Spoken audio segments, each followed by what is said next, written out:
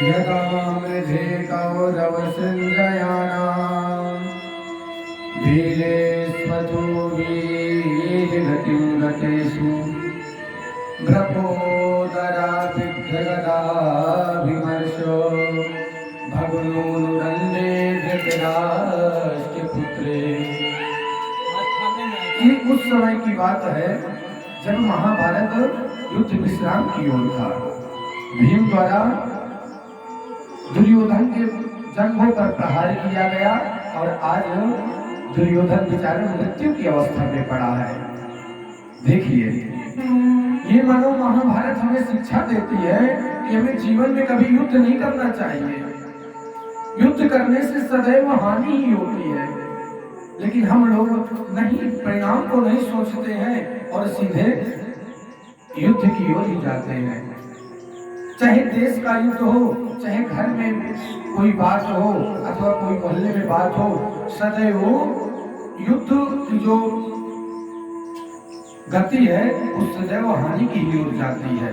युद्ध में जाने कितने लोग मारे जाते हैं, युद्ध में जाने कितने लोग विधवा होते हैं, कितनी महिलाएं विधवा होती हैं। इसलिए कभी भी युद्ध हमें सदैव मिलकर रहना चाहिए। आज वो दुर्योधन जिसके पास अपार सेना थी, 100 भाई थे, इतना बड़ा राज्य था, आज वो इस अवस्था में पड़ा हुआ है कि आज उसको कोई जल देने वाला नहीं है। 99 भाई मारे गए हैं। आज वही अश्वत्थामा पड़ा हुआ है, मृत्यु की अवस्था में पड़ा हुआ है। इधर जैसे ही पता चला अश्वत्थामा को कि अरे मेरा मित्र आज इस प्रकार की अवस्था में पड़ा है, तो आज मित्र की मदद करने के लिए जा रहा है। जिन मित्र दुख होई दुखारी कि नहीं बिलोकत पातक भारी। अश्वत्थामा ने सोचा अगर मैं आज मित्र का मदद नहीं करूंगा तो मुझसे बड़ा पापी कोई नहीं होगा। आज अश्वत्थामा चल दिया अपने मित्र दुर्योधन की मदद करने के लिए। रात्रि का समय था, महाराज दुर्योधन बिल्कुल पड़ा था चेत अवस्था पे और अश्वत्थामा जाता है दुर्योधन के पास और बोलता है कि किस प्रकार की आज हालत हो गई है। अरे मित्रों, तुम्हारी इस प्रकार की अवस्था देखकर मैं बड़ा दुखी हूँ, बताओ मैं क्या करूँ, बताओ मैं क्या करूँ। आज दुर्योधन मरने की अवस्था में है, लेकिन फिर भी दुर्योधन कह रहा है मित्रों, अगर तुम मुझे खुशी देखना चाहते हो ना तो बस एक काम कर दो, वो पांडवों को मार दो, मैं तुम्हें राजा बना दूंगा, मैं तुम्हें आधा देश दे दूंगा, आधा राज दे दूंगा। अश्वत्थामा भी लालच में आ गया। अरे उसकी भी बुद्धि काम नहीं की। जो व्यक्ति मरने वाला है, थोड़ा सा म्यूजिक और धीरे कर दो, थोड़ा सा। जो व्यक्ति मरने वाला है, जो व्यक्ति मरने वाला है वो क्या दे देगा, लेकिन विनाश काले विपरीत बुद्धि, दुर्योधन की बुद्धि बिगड़ गई कि अब मैं मरने की अवस्था पे हूँ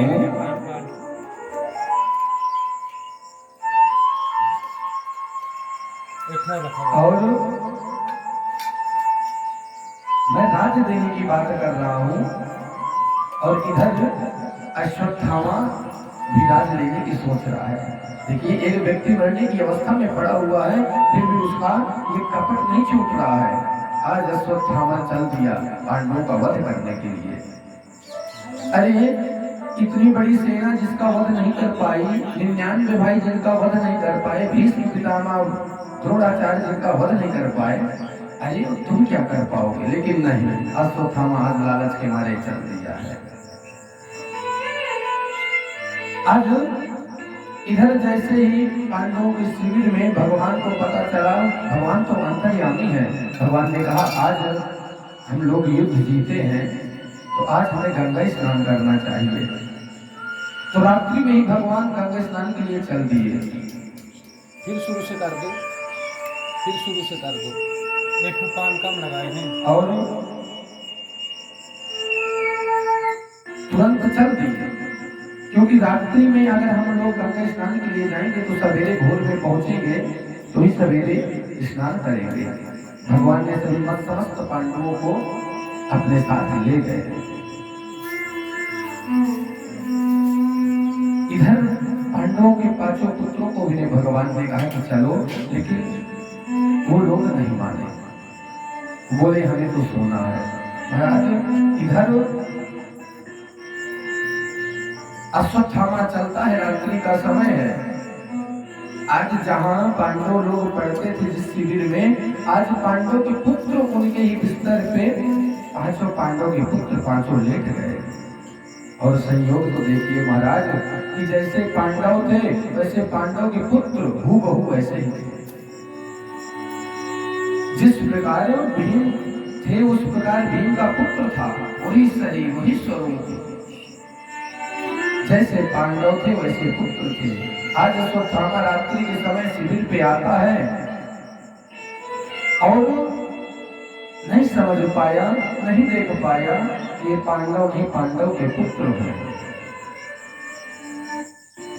रात्रि में आता है और जैसे देखता है कि कोई नहीं है, वैसे सबके सिर को काट ले जाता है। पांचों पांडव के पुत्रों को मार देता है अश्वत्थामा और एक कपड़े पे समेट कर पांचों के सिर ले जाता है दुर्योधन के पास। अरे मित्रों, मैंने पांचों पांडवों को मार दिया, देखो। आज दुर्योधन आश्चर्यचकित रह गया। अरे वाह मित्र, तुमने ऐसा कार्य किया जो हम 100 भाई नहीं कर पाए, भीष्म पितामह नहीं कर पाए, द्रोणाचार्य नहीं कर पाए, आज तुमने वो एक क्षण में काम कर दिया। वाह मित्र, आज दुर्योधन बड़ा खुश हुआ। आज तो दुर्योधन की खुशी की कोई सीमा नहीं है, बड़ा खुश हुआ दुर्योधन। वाह मित्र, तुमने बहुत अच्छा कार्य किया।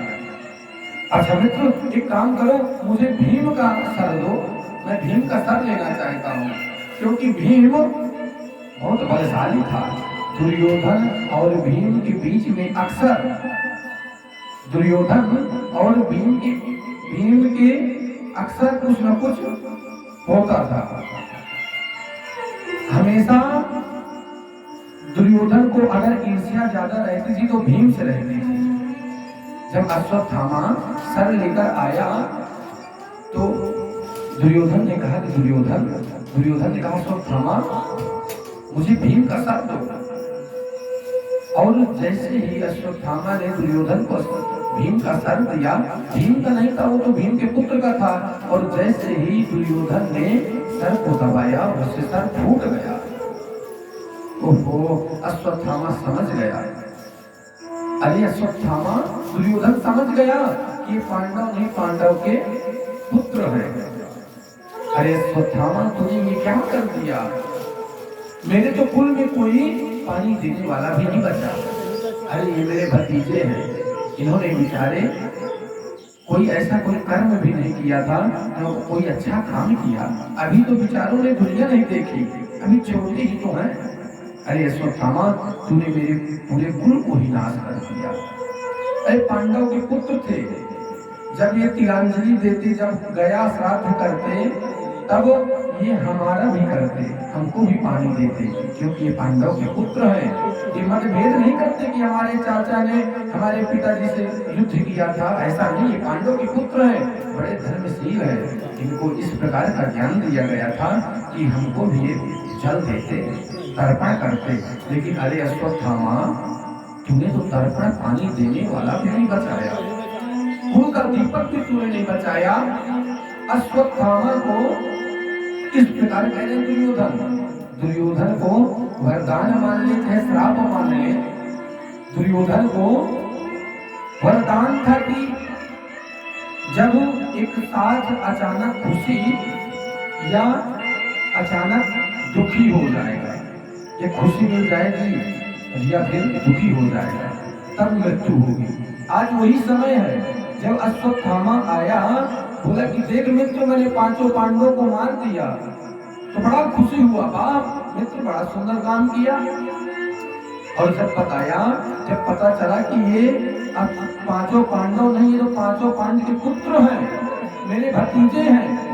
आज बड़ा दुखी हुआ दुर्योधन, प्राणांत हो गया, दुर्योधन मर गया, शरीर को त्याग दिया।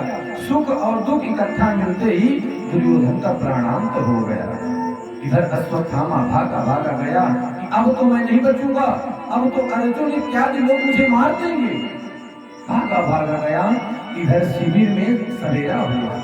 जैसे ही सवेरा हुआ महाराज, वैसे द्रौपदी आज शिविर के अंदर आती है। द्रौपदी शिविर के अंदर आती है कि आज सूर्योदय हो गया और मेरे पुत्र अभी तक जगे नहीं है।